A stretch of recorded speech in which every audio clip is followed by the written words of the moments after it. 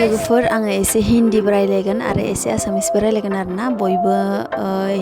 बुजिया होनबाय थायो नालाय बेलेगफोराबोथ' नायो नालाय hello everyone welcome back to my YouTube channel आंनि यूट्यूब चैनलाव नोंथांमोनखौ गासैखौबो बरायहरबाय दिनै आङो आनै मोनानाव दुर्गा फुजा लास्ट दुर्गा फुजा नायनो फैदों आरोना सा नोंथांमोना नायलांबाय था गाइस सेल्फी स्टैंड नैनि साया नुवा अब की कमी जरा है हर चीज खास है अब है जो है वो समा है लोगोफोर नै आंहा निसाखौ लोगो मोनफैबाय निसा मोनानियाव मोनफैलायबाय आङो हेन्डसेक सप्तानैनि उनाव दिनै आङो लोगो मोनफिनलायबाय निसाखौ बोरै मोनदों निसा आंखौ फैनायखौ गाज्रि मोनलायबाय नामा सुखु दुखु रानिया फैयाखै जाम्बिसो बे रानिखौ माबा मोनसे बुंहर जाम्बि ना नोङो बिराद गलति खालामबाय नों गलति खालामबाय फैनो थाखाय ओरैबायदि मालाय नै हेलमेट हमलायलायनानै फट' साफायगासिनो नों गलति नों बिराद गलति खालामबाय रानि you are very wrong you are too much wrong जोङो दा थांनोसै ना दा फैफिनसै मानोना आंखौ निसाया स्टेशनाव लांफैदोंमोन नालाय आंबो हारसिं फैनो बायो नालाय स्टेशनाव आलासि नालाय लांफैबाय आरोना निसा मोसानो लुगैलायबाय दे इयो थ'दा बिदिबा न'आव थांसै ओमफ्राय दा फैफिनसै मोनाबाथाय जाखां लोंखां चलो अ इसोरखौ बावगारदों भगबानखौ जोंनि फुजाखौ नमस्कार फुजा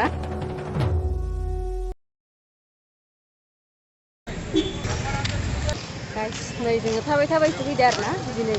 सम गाखोलायाखै आइथिङा साजोब्बाय माने बिराद आइथिं साबाय स्टेशननिफ्रायनो थाबायनानै फैनाय नालाय बिराद आइथिं साबाय 2 किल'मिटार थाबायबो निसा मोनानो मोनफैबाय आङो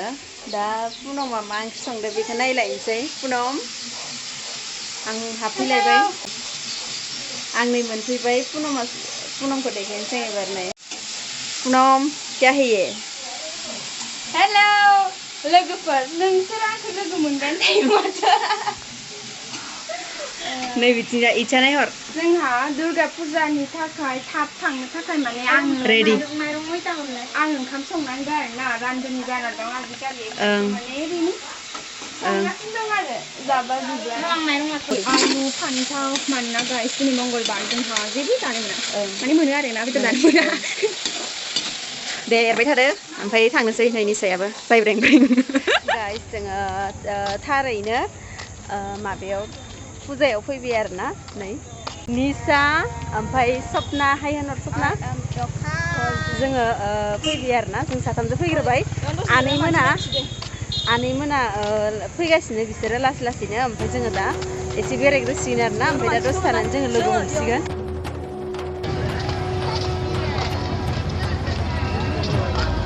बिराद मोजां मन्दिर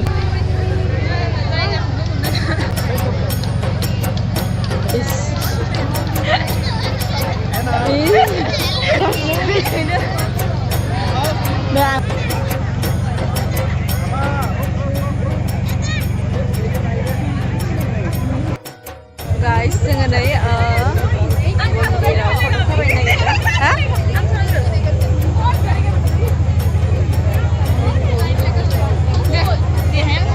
दल दामनाय खोनानानै ओरैबायदि मोसानो लुगैबाय जोंथ' कालचारनि मानसि नालाय मोसाग्रा मानसि नालाय ओरैबायदि मोसानो लुगैखायो आरोना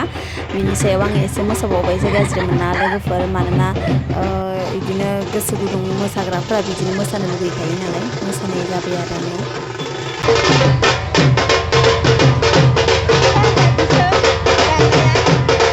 गाइस ओरैबायदि फुजा मेला जादों सिलाफोथाराव नै लैहोर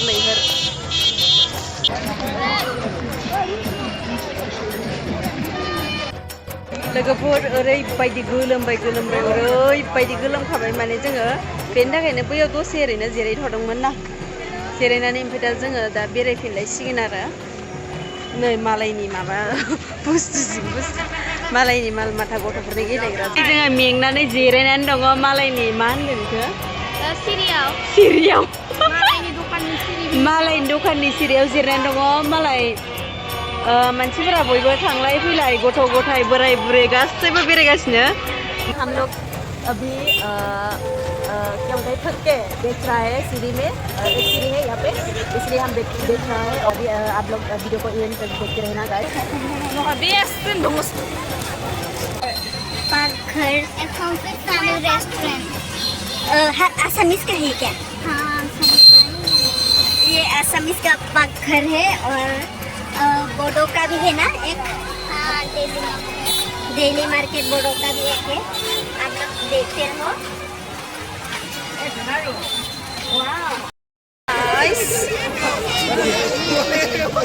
गाइस हम लोग अभी मार्केट में जाएगा ना, चप्पल खरीदने मार्केट में जाएगा। हम अभी पहले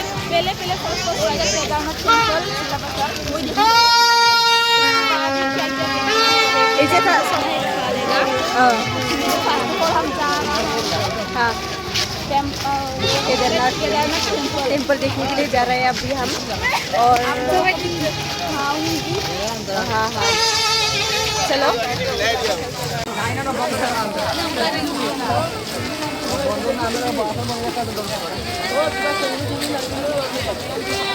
आजनी होटेल আৰু চাই থাকিবা আপোনালোকে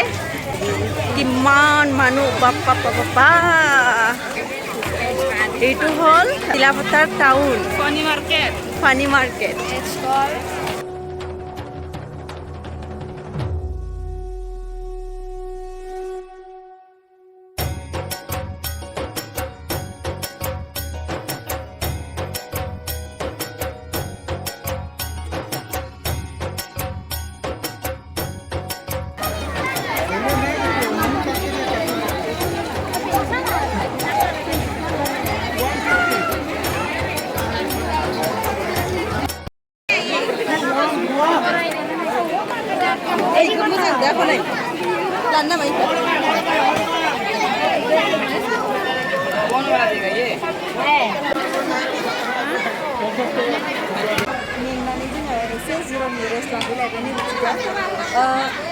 मंगलबार हाथाय फैया ना, मंगलबार हाथायाव जोङो दसे जिराय फैबाय। नै बिथिं लास्ट जोबनाय माने स्टेशन रोड आइपालु और यहाँ पे पानीपुरी। जोङो केदारनाथ नायनो फैबाय, केदारनाथ मंदिरखौ माबायदि दिनै मोगथाङाव नुसिगोन। फाइनली हम केदारनाथ मंदिर में पहुंच गए। आप लोग देख सकते हैं, देखो ट्रेन स्टेशन की पार है ये, स्टेशन पार है ये। इधर जाने से मिलेगा सीमेंट छपरी और इधर जाने से मिलेगा गुवाहाटी धेमाजी। देखो गाइस केदारनाथ मंदिर ये उसमें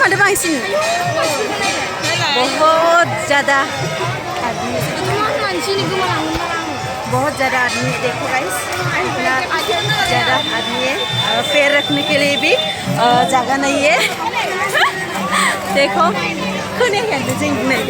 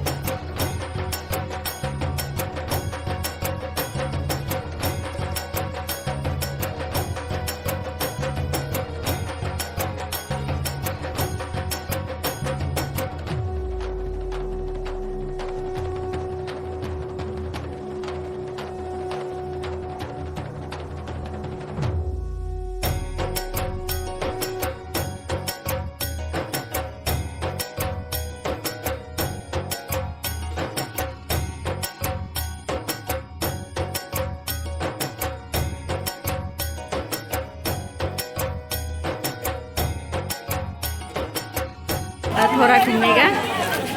चलो चलो गाइस।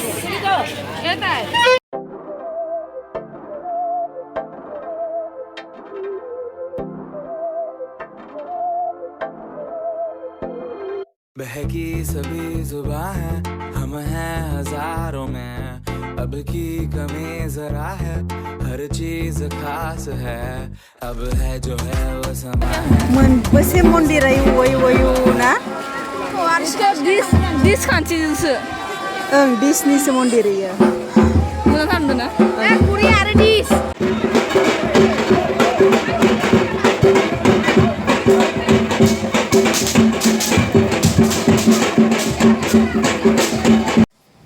जोङो हटेलाव चावमिन मम' जाना फैबाय ओमफ्राय जाखांबायबो जाखांनानै थांबाय नै लोगोफोर नै पुनमखौ लोगो मोनलायबाय दासो लोगो मोनदों पुनमा एसे लेट जाबोदों ओमफ्राय जोङो दा माबा दा फट' साफायसिगोन पुनमखौ लोगो मोनलायबाय ना दे रेडि जादो लोगोफोर जोंना जाजोब्बाय फट' मारिनानै जाजोब्बाय जों दा न'आव थांनोसै दा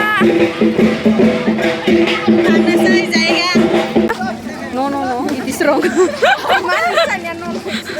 दे नै पुनमा माबाबायसिगोन नया चप्पल खरीदने के लिए बहुत बेटा बोल रहा है अच्छा पुनम गावबा गावनि जायसा थाथोसै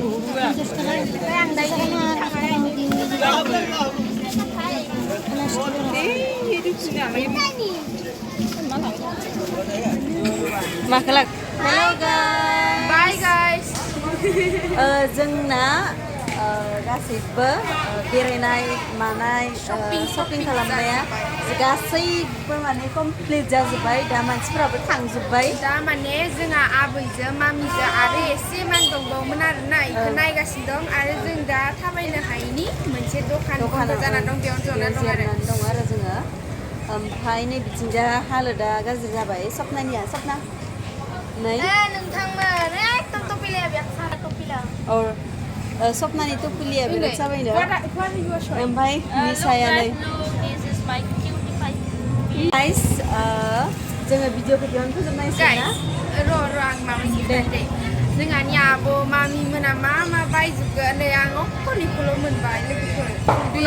उदैया ओंखाम उखैनानै थाना थोला नाथाय मा खालामनो फुजानि निशानियाव दोननो थाखाय बे मोनसेखौ बायबाय आरो आं नायनोसै बेसे दिनसिम सोलियो बेसे दिन माने बियो मात्र सानसे थागोन गाबोन फुङाव लागिनो बिदि नाङा शुब बल'या बेट्रिया जोबो माने थाबनो बेट्रि जोबो नालाय नै इयाव गाइस फन खालामग्राबो दं आरो चार्ज खालामग्रा गैयाना चार्ज खालामग्रा चार्जार थाबासोमोन दे होमबालाय लोगोफोर दोनथ'नोसै बेयावनो फोजोबबाय guys good night See you in her next video. Bye-bye. दे नोंसोर बाय बाय होनदो सपना बाय True.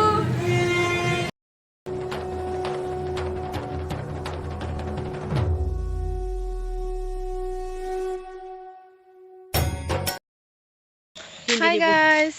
it's me Poonam. मिन्थिखायोआनो खोमा दा जोंहा भाइगुसिखौ एसे लामासिम दोनहैनोसै आरो ट्रेनाव थांगोन नालाय एखायनोथ' थांनोसै जों नै बेयाव दं आंनि आगै सना माइनाव ऐसी जीत चाहे जिंदगी है